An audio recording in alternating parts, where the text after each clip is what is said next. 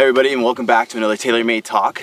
Today we're going to go over actually a conversation Kris and I just had not too long ago, and I thought had a very profound summary to it that I hadn't thought of initially, but it started with me talking to Kris about how in my classes I want to emphasize that when you start dog training and you're going to get into dog training, you are building a discipline in yourself. Just in the same way that if you're going to start exercising or if you're going to start eating better, these are things you're going to have to build up little by little, and I don't think that's an emphasized point to on the overall. Yep. You know what I mean? And I think that's why people at first are struggling, and we're talking about how that should be something that should be addressed, I think, in when you're going to be speaking with a trainer. But one of the things you said that I thought was crazy was the idea about taking care of a life, and I can't really summarize that in the same way. I don't remember the exact wording. So you own a life. You own a life. That's the craziness. Yeah, you possess a life. You own a life. Yeah. Like legitimately. And people say they have kids and things like that. I mean, you don't own your kid. I mean, at some point in the beginning, you kind of have some of that, but at some point they become their own person. They stretch away from you. A dog never does. No. A pet never does. I mean, you own that thing from in to out. I mean, from the beginning through the end, unless you sell it or give it away or something crazy like that. But I mean, but that's also otherwise, the reason you can do that. Right. Yeah. But I mean, you own that life. You're entirely 100% responsible for that life. And that's where we got off on that conversation. Yes. But then my question would be what do you think about the idea of that concept? If you're a trainer, that's something that should be first and foremost addressed now. Now I'm going through it because I'm finding that in my classes they're struggling to find the time to put it in their schedules, because I think the reason that is they're not taking the mindset that it's a discipline. It's a responsibility. Yeah. It's a discipline, absolutely, like anything else. If you're going to be committed to that and you're going to be committed to owning a life, I think that's a decision that people have to make before getting a pet too, is that, understanding and realizing that this is entirely it. I think this conversation originally even stemmed off of, we were talking about spay and neuter and things like that, and how that there's an aspect of people can just be responsible pet owners and not worry about spay and neuter, but that would solve the whole purpose of it to begin with. But that trickles down to everything. That trickles down to training. That trickles down to nutrition. That trickles down to how you keep them, where you keep them, what you allow them to do.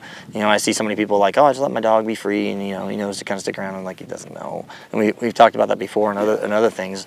Where you found dogs on the road, especially out here in more rural parts, you find them all over the place, and it's just they're not really their own, and they're domesticated on top of it. It's the only truly domesticated animal on earth is a dog. They're the only one that can't go out and figure out how to survive on their own.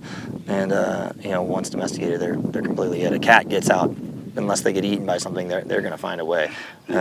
Cows, horses, same thing. Pigs, all these things we think are just domesticated animals, they get out.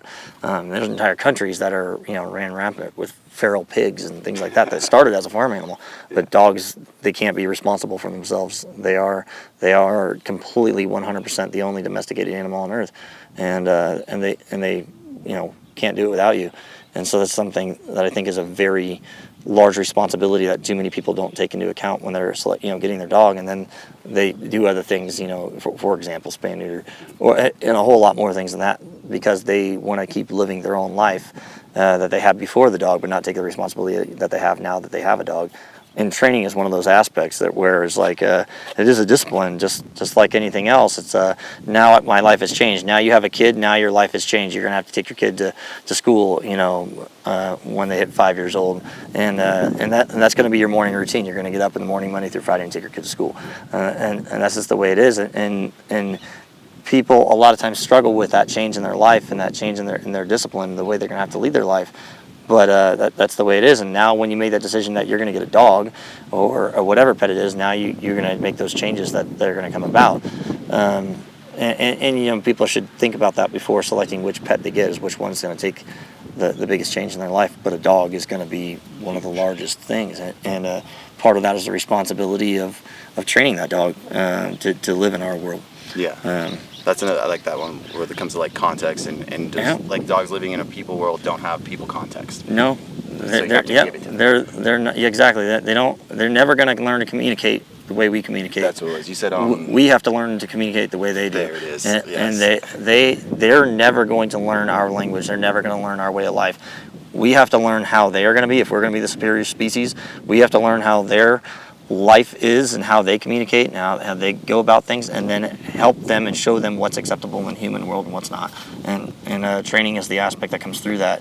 And That's where we got to go with that. And that's something, it seems really simple, but like when I've gone, it ain't easy. It's not easy. It's something over your head. Like I think if you're gonna get into your dog training, you want to train your dog, you have to understand you are building a discipline from the ground up. So if you have struggled with like getting motivated to go to the gym, or getting motivated to eat right, or getting motivated to do anything you know would better yourself, remember that that's gonna fall under the same umbrella, like with your dog. And if you're not taking that mentality in with it, it's gonna be a struggle.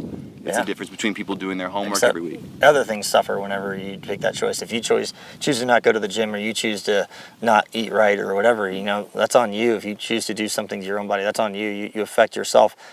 Yes, I understand you can affect others within your family in ways to a degree, but that's directly affecting yourself. If you choose to not be responsible for your pet, you own that pet. You are directly responsible for that life, just as you would be directly responsible for yourself.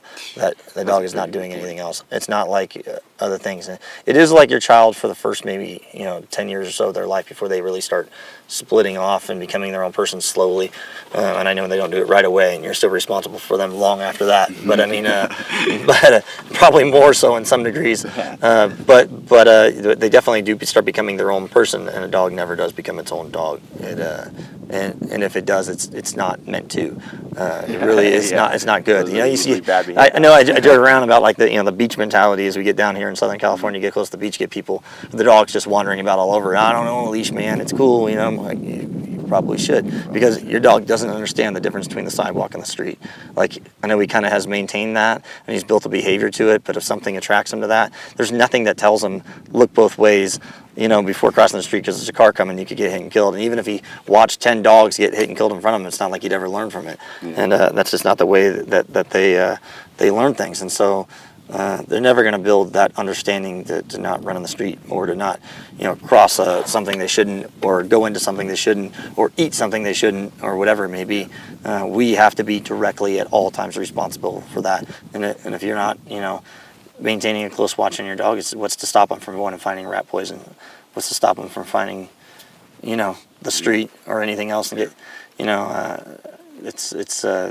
nothing. Like a slippery slope. Yeah, it's going to happen, and I said that before. You may get away with it for a little while. I mean, you might, but it will happen. You let your 2-year-old just run loose for a while. Yeah, maybe your kid gets out and you find him in the driveway and everything's all good, but at some point, your little kid's going to run out in the street. At what point do you want to, how long do you want to keep risking that? Once? Once? Never? Never. I mean, to me, never. Yeah. I would never have let my kid, just go out in the front yard by himself and there's a street and not know or care. I mean, geez.